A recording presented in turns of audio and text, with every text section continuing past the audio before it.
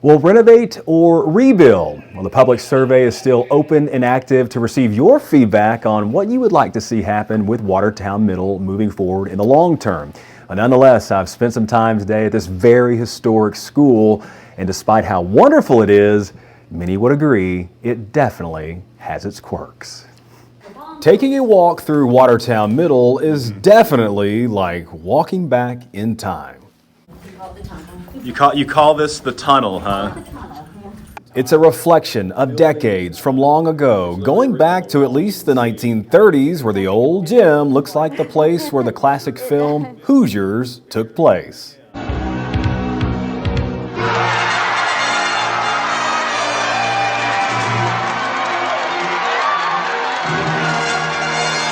The school definitely has character, tons of history, and memories that go back for generations.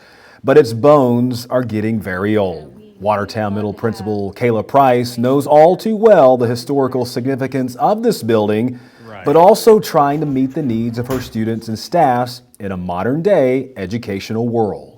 I do love the history, the historical aspects of the building. I am a firm believer, though, that schools are built for the future.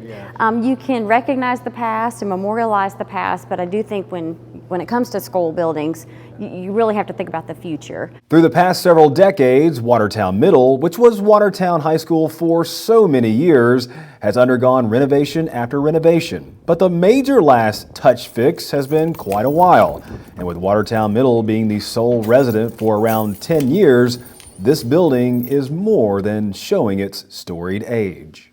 I just realized, talking to Mr. Roberts, that brick, he thinks that's built in the 50s. And it makes sense that the brick doesn't match. This is the 60s. Up there's the 80s, and they don't match. So that. A walk through the decades, everybody. We're going 50s, 60s, 80s over that. Yeah, it's just, and the 30s back there. Very interesting. The newer gym is one of the most modern pieces of the property, but it's been around since the 1980s. Visible signs of age are showing there as well in the Purple Palace. I mean, let's be honest, there's not one part of it that doesn't need touched. For a variety of reasons, whether it's the outdated HVAC, the roof issues that we're dealing with, the general facility in itself. When it comes to outdoor sports, no active team competes on site. All games and events are at other locations.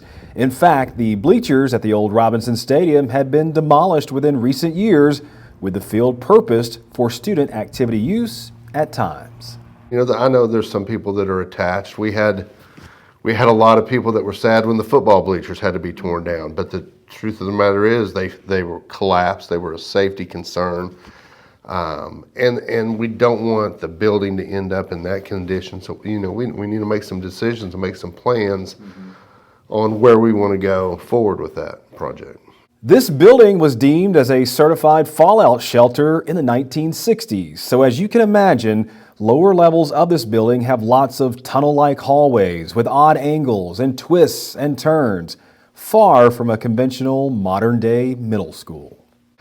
We don't build schools like that anymore, Now we're building tornado shelters. That's one of our main safety concerns. So, I guess it is a great building for a tornado, but I'm not so sure it's that great for English and math anymore. So. As for the piping and water systems, well, they are very out of date. Also, more modernized and ideal layouts are needed for those with disabilities moving up and down floors of the school.